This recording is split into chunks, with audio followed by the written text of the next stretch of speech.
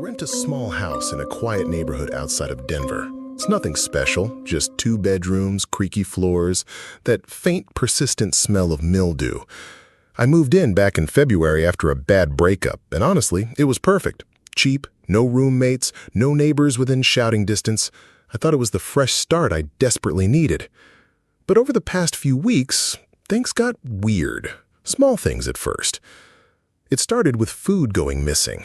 I live alone, I'm not absent-minded. I know for a fact I bought a full pack of bagels, left it unopened on the counter. The next morning, 2 were just gone. I tried to explain it away. Maybe I'd left them at the store or just eaten more than I remembered. Then the bathroom light. It kept turning on in the middle of the night. I'd wake up around 2 or 3 a.m., see that unsettling glow under my bedroom door. Every time I'd get up, annoyed, flip the switch off, and blame faulty wiring. But the real kicker happened last Wednesday. I work nights twice a week at a hospital downtown, and when I came home around 4 a.m., I found the back door unlocked. Not just unlocked, it was slightly ajar. Now, I always lock it before I leave. I even double-check. This freaked me out, so I did a full sweep of the house. Nothing was missing, no signs of forced entry. I thought maybe I was just sleep-deprived, messing up more than I realized. Until last night. I couldn't sleep, so I stayed up watching YouTube. Around 2:15 a.m., I heard a soft thud from above me, like something just dropped in the attic. I froze. The attic entrance is in the hallway, right outside my room, one of those square panels you push up and climb through. At first, I tried to rationalize it. Maybe something shifted, an old box or a squirrel got in. But then I heard it again. Thud, scrape, shuffle. Distinct, deliberate. I didn't sleep. I just sat in bed, kitchen knife in hand, listening. I thought about calling the cops, but what would I even say? This morning, I finally worked up the nerve to check. I grabbed my phone, turned on the flashlight, and pulled down the rickety ladder. What I saw still makes me feel sick to my stomach. There was a thin, moldy mattress pushed against the far wall, a disgusting pile of fast food wrappers, empty water bottles, a small stack of my missing t-shirts and socks. But what stopped me cold, what made my blood run ice cold, was the notebook. It had my name on the cover. Inside were pages and pages of handwritten notes, logs almost. Times I left for work, what I watched on TV, when I was asleep, when I was in the shower. The last entry was from last night. It simply said, 2:17 a.m. Watching YouTube. Didn't hear me. I told the police. They searched the attic, the house. No one was there. But they confirmed someone had been living up there. They think he used the crawl space in the laundry room to slip in and out when I was gone. They're still investigating. I'm staying with a friend for now. I'm breaking my lease. I can't go back to that house. The thing is, I checked the attic myself when I moved in. It was empty.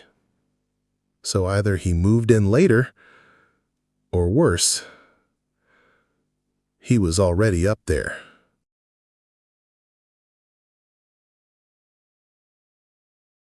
It started innocently enough, as these things always seem to. A message request on Facebook from an account with no profile picture and a weird jumbled name. Freddie H1 Hides. I almost deleted it, figuring it was just another bot. But then I saw the first message. Found you. And then a smiley face. Creepy, sure, but still probably spam. I was about to block them when the second message came through. Took you long enough to get a computer?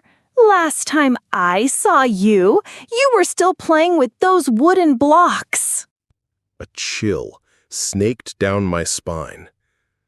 Wooden blocks? I had a favorite set of brightly painted wooden blocks when I was a kid, the kind with letters and numbers on them. But who could possibly know that? I hadn't thought about them in decades. My hands were shaking a little as I typed back, "Who is this?" The reply was almost instantaneous. It's me, Freddie. Don't you remember? We used to play hide and seek all the time in the old house. You were always so good at hiding. Freddie. The name hit me like a physical blow. Freddie was my imaginary friend. Or at least, that's what my parents always told me he was. I was a lonely kid, and Freddie was my constant companion from the ages of about 4 to 7. We played in my room, in the sprawling, overgrown garden of our old Victorian house, and especially in the creepy, unfinished basement my parents warned me to stay out of. Freddie loved hide-and-seek more than anything. He was incredibly good at it, sometimes a little too good. I remember distinct moments of genuine fear, calling his name over and over in the dimming light of the garden, a knot of anxiety tightening in my chest as the shadows grew longer and he remained stubbornly hidden. He'd always appear eventually, usually with a giggle from somewhere I swore I'd already checked. My parents were concerned about how intensely I believed in Freddie. There were incidents, things moving on their own that I'd blame on Freddie, whispers they couldn't hear. One time, our old cat, Mittens, went missing for 3 days.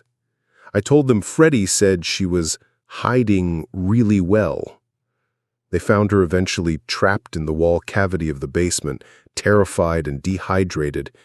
I'd sworn Freddie told me where she was. After that, they really doubled down on the Freddie isn't real narrative. Eventually, I just stopped talking about him. I guess I grew out of it like kids do. We moved house when I was 8. I forgot all about Freddie. Until now, my heart hammering, I typed, "How do you know my name? How do you know about the blocks?" Silly! I know everything about you. We're best friends, remember? Now, are you ready to play? It's my turn to seek. I felt a wave of nausea. This had to be a prank. A sick, elaborate prank. Maybe one of my old school friends who'd heard stories about Freddie, but who would remember Freddie? I barely remembered him myself. I replied, "This isn't funny. Who is this really?"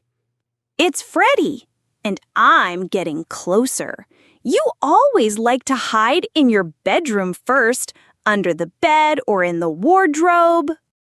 I live alone now, in a small apartment on the 3rd floor.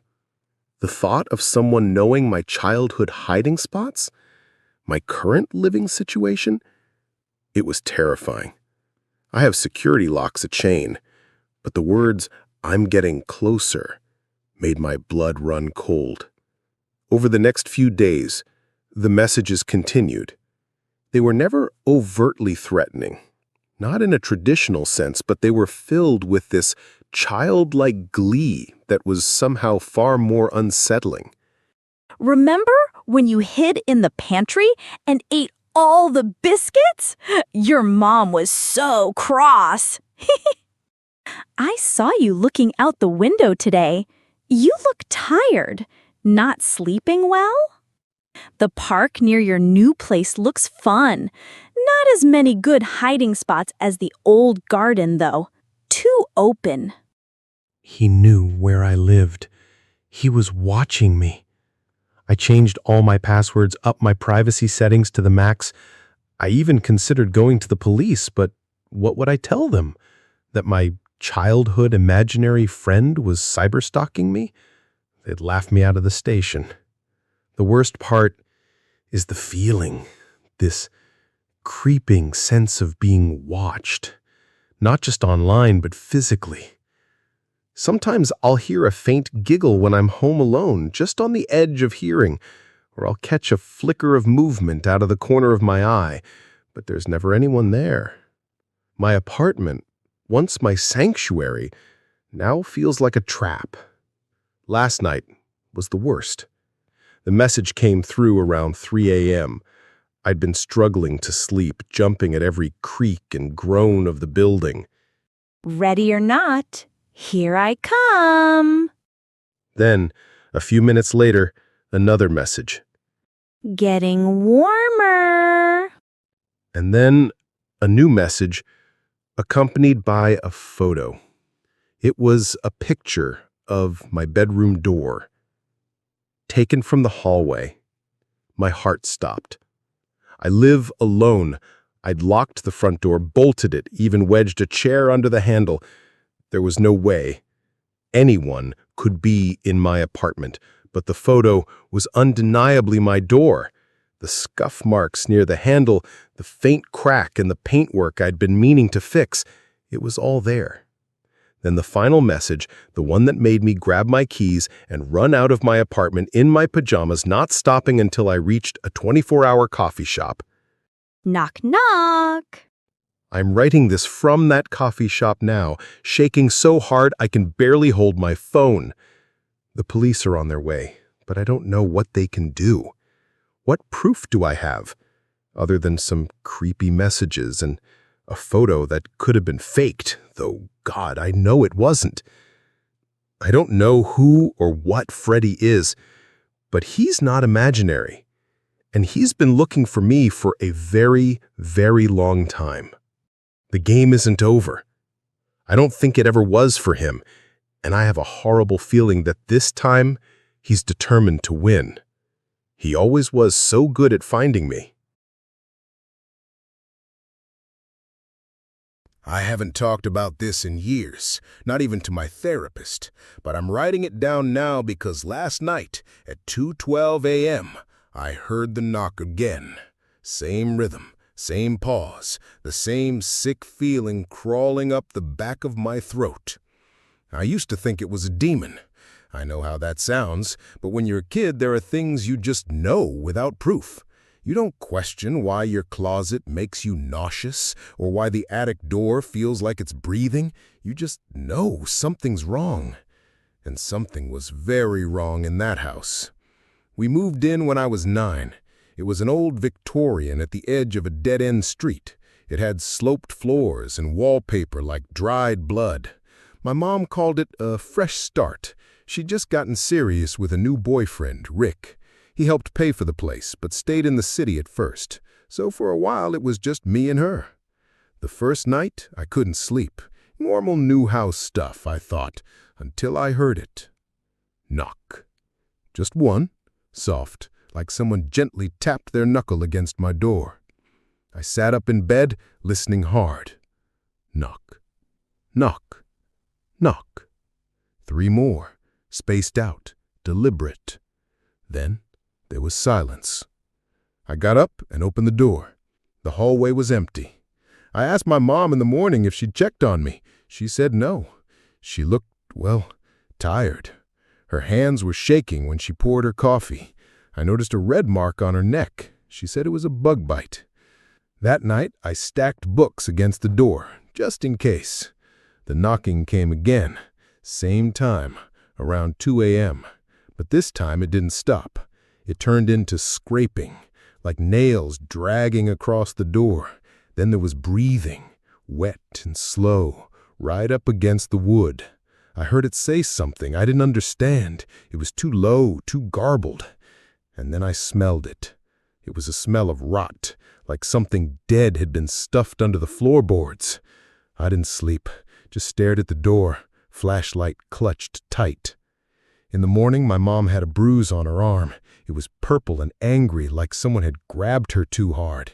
She said she tripped on the stairs. She wouldn't meet my eyes when she said it. It kept happening. Some nights it tried the doorknob. Other nights I'd hear it crawl across the hall. And once I heard crying, soft, broken sobs, like someone trying not to be heard. Sometimes it came from me, sometimes it didn't, but someone always got hurt. The worst was when I forgot to block the door. I was half asleep when I heard the slow creak of it opening. I froze, pulled the covers over my head. Something stepped into the room.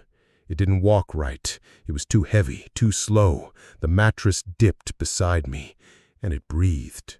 Right in my face. Hot, sour, and wrong. Then finally it left. In the morning I had scratches across my back, through my shirt. I didn't tell my mom. She already looked like she was unraveling. Eventually Rick moved in. He just showed up one day with his bags, and that looked like he belonged there all along. The weird part? The knocking stopped. But the house didn't feel safer. It felt worse, colder, heavier, and my mom seemed even more withdrawn. I started having dreams of something watching me from the hallway. It was tall and thin with no face, just a mouth full of too many teeth. Sometimes I woke up with bruises, sometimes with dirt under my nails. Once I woke up outside, lying on the porch, barefoot. My hands were bleeding. I told my mom we had to leave. She cried, said she'd find a way. That night, she locked her bedroom door, and I waited. It was 2:09 a.m. Footsteps. They didn't stop outside my door this time. They kept going, toward hers. I heard her murmur something, sounding confused, half asleep. "Rick?" she questioned. Then a crash and a scream, then silence. I ran to her room. The door was open just enough. Inside, in the dark, something was crouched over her. It was tall, wrong. It held her down, hands wrapped around her wrists. She was fighting, kicking, sobbing, and then it turned to me and grinned. I didn't think. I ran to the kitchen, grabbed the biggest knife I could find. When I came back, it was still on top of her. I screamed, ran forward, and drove the blade into its back, again and again and again, until it slumped to the floor. My mom was screaming at me. I looked down. It wasn't a monster. No claws, no fangs. Just a man. Just Rick. His face was caved in, one eye open, one shut, lips split like someone had tried to tear the truth out of them. The police came, said it was self-defense, said I saved her, but she never looked at me again. We moved out of the house. She never spoke to me after that. Years later, I still don't sleep with the door open. I live alone now, in a one-bedroom apartment, 3rd floor. No creaks, no attic, no shadows in the hallway. And yet, last night, I woke up at 2:12 a.m. Knock, knock, knock. Tap. And a voice behind the door. Not growling, not whispering. It just sounded tired.